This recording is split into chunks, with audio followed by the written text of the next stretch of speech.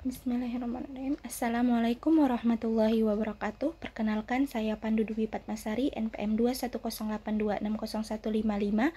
Nah, di sini saya akan memenuhi tugas dari blok Basic System Organ of Cardiovascular, Respiratory System and Digestive System. Berikut saya akan menjelaskan dari mind map saya yang berjudul sistem respirasi.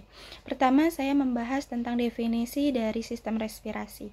Bernafas adalah proses menghirup udara yang mengandung oksigen dari udara bebas ke dalam tubuh untuk keperluan metabolisme dan mengeluarkan udara yang mengandung karbon dioksida sebagai sisa hasil metabolisme dengan cara menghembuskan melalui hidung. Pernafasan atau respirasi merupakan mekanisme bagaimana pertukaran oksigen dan karbon dioksida di dalam tubuh berlangsung. Selanjutnya yaitu anatomi dari sistem respirasi. Jadi pada sistem respirasi ini terbagi atas dua bagian, yaitu bagian upper dan bagian lower. Untuk bagian upper atau atas yaitu ada hidung, faring dan laring, di mana hidung adalah organ sistem pernafasan paling luar, diawali dari rongga hidung atau kafum nasal. Yang kedua adalah faring, di mana faring atau tenggorokan terletak di belakang rongga hidung. Saluran pernapasan terletak pada bagian depan disebut nasofaring, dan saluran pencernaan terletak pada bagian belakang yang disebut orofaring. Lalu berikutnya adalah laring, di mana laring atau pangkal tenggorokan adalah sebuah saluran yang dikelilingi oleh tulang rawan terletak antara orofaring dengan trakea. Selanjutnya yaitu sistem pernapasan bagian bawah. Yang pertama ada trakea atau batang tenggorokan, terletak pada leher di bawah laring dan di depan esofagus, dan cervical ke-6 sampai dengan torakal. Selanjutnya yaitu ada bronkus, adalah saluran yang dimulai dari percabangan pangkal trakea. Bronkus menghubungkan trakea dengan paru-paru. Percabangan mengarah pada paru kanan dan paru kiri. Lalu ada bronkiolus yang merupakan saluran berbentuk seperti tabung dan merupakan percabangan dari bronkus.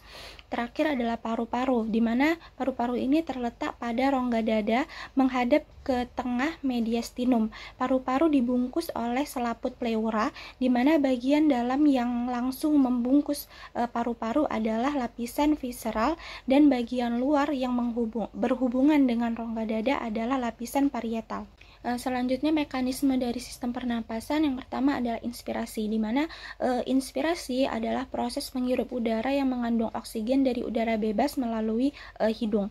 Setelah masuk ke rongga hidung, udara akan masuk ke paru-paru melalui saluran pernafasan. Di alveolar paru terjadi proses difusi dan oksigen diikat oleh hemoglobin. Selanjutnya dibawa menuju jantung dan siap ditransportasikan ke seluruh tubuh.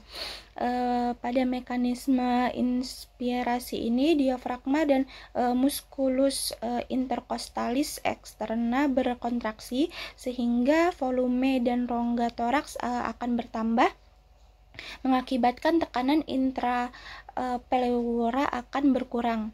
Jadi maka paru akan mengembang, tekanan intrapulmonal akan menurun, dan terakhir udara akan masuk ke dalam paru-paru.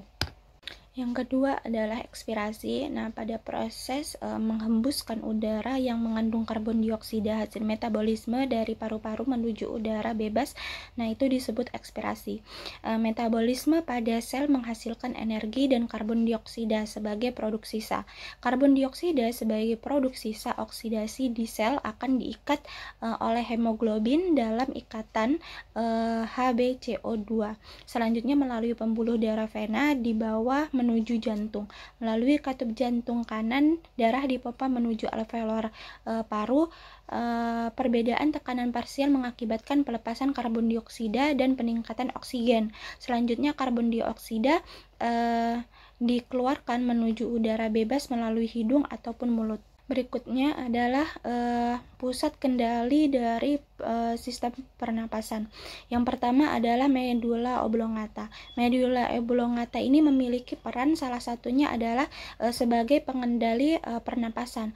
Pusat dari pengendalian ini adalah daerah ritmik medula oblongata atau medula rhythm area yang terdiri dari neuron inspirasi dan neuron ekspirasi.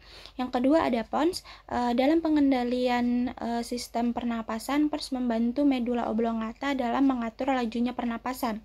Yang ketiga ada faktor lokal. Kondisi dada, toraks, dan paru menentukan kualitas pernapasan karena toraks dan paru berperan dalam proses setiap tarikan dan hembusan nafas yang sifatnya terus-menerus. Yang keempat ada refleks Herring-Boer, itu sebuah reseptor yang mengatur tingkat peregangan paru agar tidak terjadi overdistensi atau peregangan yang berlebihan. Yang kelima ada korteks, di mana korteks ini mengendalikan ritmik dengan tujuan melindungi paru. Selanjutnya yaitu volume udara pada sistem pernapasan. Yang pertama ada udara tidal atau udara respirasi. Ini merupakan udara yang masuk dan dikeluarkan melalui hidung atau mulut dalam keadaan normal. Jumlah udara tidal adalah 500 cc.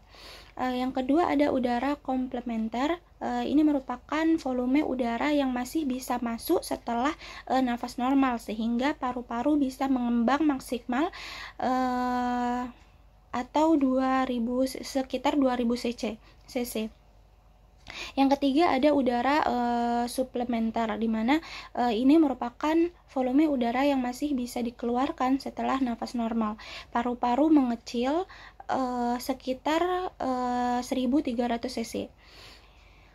Yang selanjutnya yang keempat adalah kapasitas vital, merupakan volume udara yang masih bisa dikeluarkan setelah menarik nafas maksimal sekitar 3800 cc. Yang kelima ada udara residual, merupakan volume udara yang tersisa dalam paru-paru setelah mengeluarkan nafas maksimal sekitar 1600 cc. Yang keenam ada kapasitas total, volume maksimal isi dari paru-paru atau kapasitas vital ditambah udara suplementer. Yang terakhir adalah frekuensi dari pernafasan. Nah, frekuensi pernapasan adalah jumlah periode inspirasi dan ekspirasi dalam 1 menit. Satu periode nafas adalah 1 inspirasi dan 1 ekspirasi. Nah, pernafasan normal pada orang dewasa rata-rata 18 sampai dengan 20 kali per menit. Bertambahnya kecepatan atau berkurangnya kecepatan mengindikasikan adanya penyesuaian yang dilakukan oleh tubuh. Ketika tubuh menerjemahkan sinyal tekanan parsial oksigen dalam darah menurun, maka otak akan merespon untuk mengirimkan perintah meningkatkan frekuensi nafas. Mungkin itu saja yang dapat saya jelaskan. Lebih dan kurangnya saya mohon maaf. Berikut saya lampirkan juga untuk referensi yang saya gunakan dalam membuat mind map ini. Saya ucapkan terima kasih. Wassalamualaikum warahmatullahi wabarakatuh.